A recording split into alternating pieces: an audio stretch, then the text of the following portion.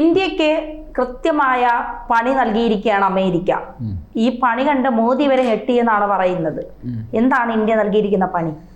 ഇന്ത്യയല്ല, America അവരുടെ ഈ visa നിയന്ത്രണ ചട്ടങ്ങൾ കൂടുതൽ കർക്കശമാക്കി. അത് നേരിട്ട് ബാധിക്കുക ഇന്ത്യയാണ്. അല്ലെങ്കിൽ ഇന്ത്യയിൽ നിന്ന് കുറച്ചുകൂടി മികച്ച വിദ്യാഭ്യാസമോ തൊഴിലോ അന്വേഷിച്ച് അമേരിക്കയിൽ ചേക്കേറാൻ താല്പര്യപ്പെടുന്ന യുവാക്കളെയാണ് ഇത് വലിയ രീതിയിൽ വലിയ ആഘാതമുണ്ടാക്കുക എന്നുള്ളതാണ്. ഈ നോൺ ഇമിഗ്രൻ്റ് വിസ അപേക്ഷകർക്ക് ഈ അമേരിക്കയിൽ ഏത് വിസ എടുക്കണമെങ്കിലും അവർക്ക് നമ്മൾ ഈ അപേക്ഷ ഫീസ് അടയ്ക്കാം, പേപ്പർ വർക്ക് പൂർത്തിയാക്കുക, അതിനുശേഷം ഒരു അഭിമുഖമുണ്ട്. അത് ആ ഒരു കടമ്പ കൂടി കടന്നതിന് ശേഷമേ അമേരിക്കയിലോട്ട് ഏത് വിസയാണേലും അനുവദിക്കത്തുള്ളൂ. അപ്പോൾ അവിടെ അത്തരത്തിലുള്ള വിസകൾ അനുവദിക്കുന്നത് അതാത് രാജ്യത്തെ എംബസികളോ അല്ലെങ്കിൽ ഇതുണ്ടല്ലോ കോൺസുലേറ്റോ അതാത് രാജ്യങ്ങളിലുള്ള എംബസികളിലോ കോൺസുലേറ്റിലോ ചെയ്യണം. ഇനി നമ്മളിപ്പോൾ മറ്റേതെങ്കിലും രാജ്യത്ത് നമ്മൾ പൗരത്വം നേടിയിട്ടുണ്ടെങ്കിൽ ആ രാജ്യത്തെ ഉള്ള കോൺസുലേറ്റിലോ മറ്റോ ഇത്തരത്തിലുള്ള അഭിമുഖ പരീക്ഷ പൂർത്തിയാക്കണം എന്നുള്ളതാണ് അമേരിക്കയുടെ പുതിയ നിർദ്ദേശം വന്നേക്കുന്നത്. പണ്ട് കാലത്ത് ഇതിലൊരു ഇളവുണ്ടായിരുന്നു. പ്രത്യേകിച്ച് നമ്മുടെ ഈ കോവിഡൊക്കെ ഉണ്ടായ സമയത്ത് നമുക്കിപ്പോൾ അമേരിക്കയിലോട്ടൊരു വിസ വേണമെങ്കിൽ ഇപ്പോൾ ഇന്ത്യയിൽ നിന്നൊക്കെ ഒരു വിസ പ്രോസസ്സൊക്കെ പൂർത്തിയാക്കാൻ കുറഞ്ഞതൊരു 12 മുതൽ 16 മാസം വരെ കാലതാമസം ഉണ്ടായിരുന്നു. ഒരു വർഷത്തിലേറെ കാത്തിരിക്കേണ്ടി വരുമായിരുന്നു. അപ്പോൾ ഇവിടെ ഉള്ളവർ ഒരു കാര്യം ചെയ്തു, ചില യൂറോപ്യൻ രാജ്യങ്ങളിലേക്കോ അല്ലെങ്കിൽ ജർമ്മനി അതേപോലുള്ള ചില രാജ്യങ്ങളിലോട്ടൊക്കെ തൽക്കാലത്തേക്കൊന്ന് പോകും. അപ്പോൾ അവിടെ നിന്നിട്ട് മാസങ്ങൾക്കുള്ളിൽ അമേരിക്കൻ വിസ തരപ്പെടുത്താമായിരുന്നു. അപ്പോൾ ആ പരിപാടി ഇനി നടക്കില്ല.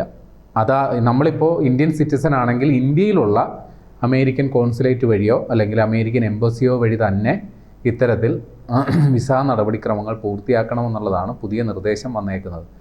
അപ്പോൾ ഇത് പ്രകാരം ഇപ്പോൾ കൊൽക്കത്ത അല്ലെങ്കിൽ ഹൈദരാബാദിൽ നിന്നിപ്പോൾ അമേരിക്കൻ വിസ ഒരെണ്ണം നേടണമെങ്കിൽ ഏതാണ്ട് 3.5 മാസമാണ് സമയം വേണ്ടി വരിക.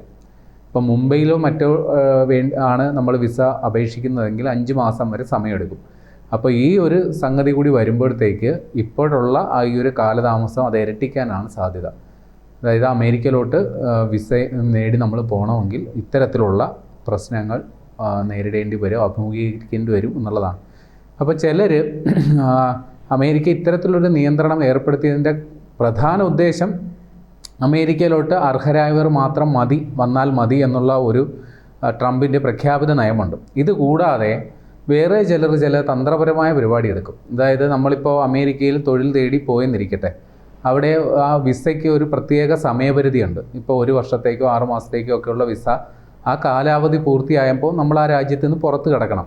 അപ്പോൾ പുറത്ത് കടന്നിട്ട് ഇപ്പോൾ ഇന്ത്യയിലോട്ട് വരുന്നതിന് പകരം തൊട്ടടുത്ത അയൽ രാജ്യം എവിടെയാണോ അവിടെ കുറച്ച് ദിവസം അല്ലെങ്കിൽ 1-2 മാസം അവിടെ ഏതെങ്കിലും ഒരു പാർട്ട് ടൈം ജോബൊക്കെ തരപ്പെടുത്തി അവിടെ നിന്നിട്ട് വീണ്ടും അമേരിക്കയിലോട്ട് വിസയ്ക്ക് അപേക്ഷിക്കുന്ന ചിലരുണ്ട്.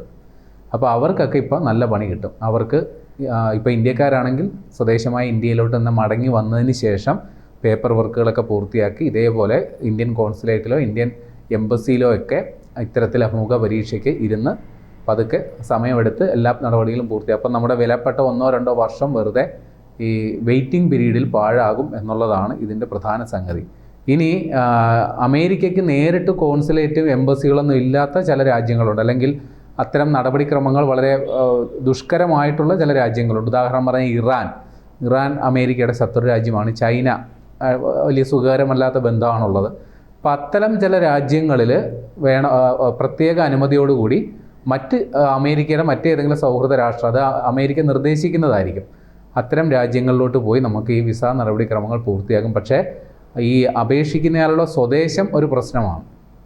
ഇപ്പോൾ അമേരിക്കയിലോട്ട് കുടിയേറാൻ ആഗ്രഹിക്കുന്നത് ഒരു ചൈനക്കാരനോ ഒരു ഇറാൻ പൗരനോ അല്ലെങ്കിൽ ഒരു പലസ്തീൻകാരനോ ഒക്കെയാണ് അപേക്ഷിക്കുന്നതെങ്കിൽ അവർക്ക് അമേരിക്കയിലോട്ട് കടന്നുകൂടുക വളരെ പ്രയാസകരമായിരിക്കും. കാരണം അവരുടെ പ്രൊഫൈല് മൊത്തം അരിച്ച് കലക്കി കുടിച്ച് പഠിച്ച് ഇവനൊരു കുഴപ്പക്കാരനല്ല എന്ന് ഉറപ്പ് വരുത്തിയതിന് ശേഷം മാത്രമേ അയാളുടെ വിസ പ്രോസസ്സിങ് നടക്കുകയുള്ളൂ. അതും കൂടാതെ ഈ അഭിമുഖം ഇത്തരക്കാർക്ക് നടത്തുന്ന ഇൻ്റർവ്യൂവും ഇത്തിരി കടുകട്ടിയായിരിക്കും. ഇയാൾ അമേരിക്കയിലോട്ട് വന്ന് കയറിക്കഴിഞ്ഞ് ഇവിടെ കുഴപ്പമൊന്നും ഉണ്ടാക്കില്ല എന്ന് ബോധ്യമായാൽ മാത്രമേ ഇയാൾക്ക് അവിടെയുള്ള ഒരു താൽക്കാലിക ഒരു വിസയോ അല്ലെങ്കിൽ പൗരത്വമോ അനുവദിച്ചു കൊടുക്കുള്ളൂ. പിന്നെ ട്രംപ് എന്തുകൊണ്ട് ഇത്തരത്തിലൊരു നിലപാടെടുക്കും എന്നുള്ളത് നേരത്തെ തന്നെ വ്യക്തമായ കാര്യമാണ്. ട്രംപിന് അമേരിക്കക്കാർ മതി, അമേരിക്കയിൽ അമേരിക്കക്കാർ മാത്രം മതി. ഇവിടുത്തെ തൊഴിൽ മറ്റു മേഖലകളൊക്കെ മറ്റ് രാജ്യക്കാർ വന്ന് ഇവിടെ ചെയ്ത് ഇവിടെ നിന്ന് പണം കടത്തിക്കൊണ്ട് പോകുന്നു, അവരവരുടെ രാജ്യങ്ങളിൽ വലിയ നിക്ഷേപമാക്കി മാറ്റുന്നു എന്നുള്ളതാണ് ട്രംപിൻ്റെ ഒരു നിലപാട്. അപ്പോൾ ഇപ്പോൾ ഈ നമ്മുടെ എന്താ പറയുക, സ്കിൽഡ് ജോബ് എന്നൊക്കെ പറയും, വൈദഗ്ധ്യമുള്ള തൊഴിൽ. അപ്പോൾ ചില വൈദഗ്ധ്യമുള്ള തൊഴിൽ ചെയ്യാൻ ചില രാജ്യത്തുള്ളവർക്ക് മാത്രമേ പറ്റുള്ളൂ. അത് ഒന്നുകിൽ അമേരിക്കക്കാർക്ക് അതിനെക്കൊണ്ട് ഉള്ള ശാരീരിക ക്ഷമത ഇല്ലാത്തത് കൊണ്ടോ, അല്ലെങ്കിൽ അവർ ആ തൊഴിൽ അഭ്യസിച്ചിട്ടില്ലാത്തത് കൊണ്ടോ, അല്ലെങ്കിൽ ഇത് ഒരു ആകർഷകമായ ജോലി അല്ലാത്തത് കൊണ്ടോ പല അമേരിക്കക്കാരും ചില തൊഴിൽ മേഖലകളിൽ നിന്ന് വിട്ടു നിൽക്കുന്നുണ്ട്. അപ്പോൾ അവിടെയൊക്കെ ഇപ്പോൾ മറ്റ് രാജ്യക്കാരാണ് ചിലപ്പോൾ അമേരിക്കയിലെ കൃഷിയിടങ്ങളിൽ പണിയെടുക്കുന്ന ഈ നമ്മുടെ കൂലിപ്പണി പോലുള്ള പരിപാടിയൊക്കെ ചെയ്യുന്നത് ഏറിയ പങ്കും മറ്റ് രാജ്യങ്ങളിൽ നിന്ന് അവിടെ തൊഴിൽ തേടി എത്തുന്നവരൊക്കെയാണ്. അപ്പോൾ അങ്ങനെയുള്ളവർ പോലും അമേരിക്കയിൽ നിന്ന് പോയിട്ട് അമേരിക്കക്കാർ അമേരിക്കയ്ക്ക് വേണ്ടി പണിയെടുക്കണം, അങ്ങനെ അമേരിക്കയുടെ സമ്പത്ത് അമേരിക്കയിൽ തന്നെ ചെലവഴിക്കണം എന്ന് ആഗ്രഹിക്കുന്ന ആളാണ് ട്രംപ്. അപ്പോൾ അത്തരം ഒരു നടപടികളുടെ ഭാഗമായിട്ട് കൂടിയാണ് ഈ ഇത്തരത്തിലൊരു ചട്ടങ്ങൾ കുറച്ചുകൂടി കർക്കശമാക്കുന്നു. ഇത് ഈ ഒരു 2 മാസത്തിനിടെ ഉണ്ടായ രണ്ടാമത്തെ വലിയ പ്രഖ്യാപനമാണ്. നേരത്തെ ഈ വിസ നടപടിക്രമങ്ങളുമായിട്ട് ബന്ധപ്പെട്ട് ഈ സ്റ്റുഡൻറ്റ് വിസകൾ വിദ്യാർത്ഥികളായിട്ട് അമേരിക്കയിലോട്ട് എത്തുന്നവരുടെ സ്റ്റുഡൻറ്റ് വിസകൾ നൽകുന്നത് താൽക്കാലികത്തേക്ക് മരവിപ്പിച്ചിരുന്നു. അതിൻ്റെ കാരണം പല സർവകലാശാലകളിലും ഈ ഫലസ്തീൻ അനുകൂല പ്രതിഷേധ പ്രകടനങ്ങൾ നടക്കുന്നു. അതേപോലെ ട്രംപിൻ്റെ നയപരിപാടികൾക്കെതിരെ ഭരണവിരുദ്ധ പ്രതിഷേധ പരിപാടികളൊക്കെ നടക്കുന്നു.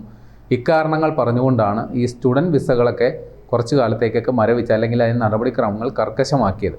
അതുകൂടാതെ ഇത്തരം വിദേശ വിദ്യാർത്ഥികൾ പഠിക്കുന്ന സർവകലാശാലകൾക്കുള്ള ഗ്രാൻറ്റുകൾ, അതായത് സർക്കാരിൻ്റെ ആനുകൂല്യം, അതൊക്കെ വെട്ടിക്കുറയ്ക്കുകയൊക്കെ ചെയ്തിരുന്നു.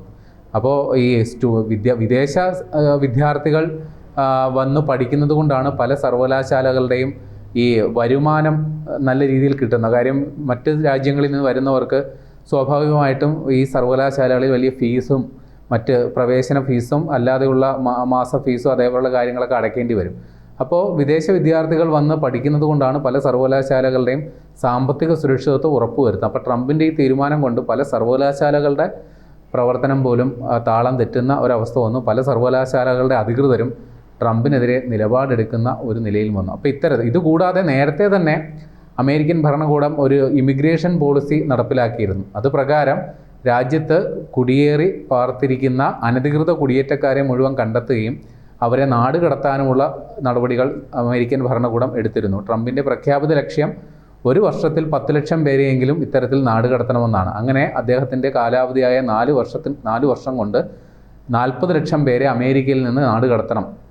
അപ്പോൾ അതിനു വേണ്ടിയിട്ട് പല തൊഴിലിടങ്ങളിലും ഈ ഇമിഗ്രേഷൻ അധികൃതർ അല്ലെങ്കിൽ അവിടുത്തെ തൊഴിൽ വകുപ്പ് അധികൃതർ പരിശോധന നടത്തുകയും അനധികൃത വിസയിൽ അല്ലെങ്കിൽ കാലാവധി കഴിഞ്ഞ വിസയിൽ അവിടെ ഇത്തരത്തിൽ തൊഴിലെടുക്കുന്നവരുണ്ടോ എന്ന് കണ്ടെത്തി അവർക്കെതിരെ നടപടിയെടുക്കാനായിട്ടുള്ള പരിപാടികളൊക്കെ നേരത്തെ തന്നെ ചെയ്തിരുന്നു. നമ്മുടെ ഇന്ത്യക്കാരടക്കം നിരവധി പേരെ ഇത്തരത്തിൽ അവിടെ നിന്ന് നാട് കടത്തിയിട്ടുണ്ട്. വളരെ നാണം കെട്ട രീതിയിലാണ് അവരെ അവിടെ നിന്ന് ഏതോ വലിയ ഭീകര കുറ്റകൃത്യം ചെയ്തവരെ പോലെ കൈകാലുകൾ ചങ്ങലയിൽ ബന്ധിച്ചൊക്കെയാണ് അവരെ നാട് കടത്തിയത്. അപ്പോൾ ട്രംപിൻ്റെ നിലപാട് ഇത്തരത്തിൽ രാജ്യത്ത് അനധികൃതമായി താമസിക്കുന്നവർ ഭീകരവാദികളാണ് അല്ലെങ്കിൽ ഏലിയൻസ് ആണ് എന്നുള്ളതൊക്കെയാണ് ട്രംപിൻ്റെ ഒരു നിലപാട്.